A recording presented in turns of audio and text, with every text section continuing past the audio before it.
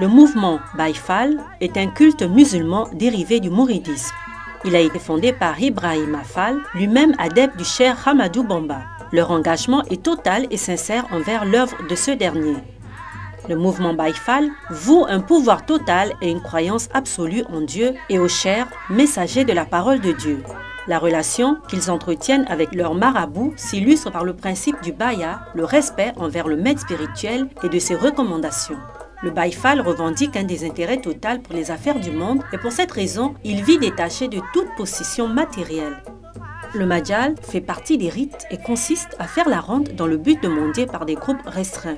Lorsqu'Ibrahima Fall a prêté allégeance à Ahmadou Bamba, près de la ville de Mbacké Kayor au Sénégal, ce dernier lui a offert une hache symbolisant le don et le travail au service de l'homme. Les Baye Fall sont ainsi particulièrement actifs dans le domaine agricole et leur rôle est déterminant dans le développement économique de la confrérie mouride.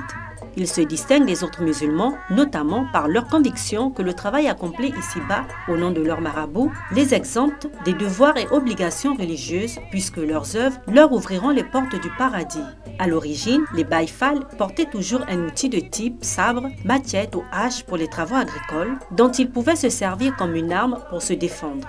L'administration coloniale française au Sénégal, au cours de la seconde moitié du 19e siècle, interdit le port d'armes blanches par crainte de leur utilisation lors de révoltes, ce qui explique le port du gourdin chez les Baye Fall d'aujourd'hui.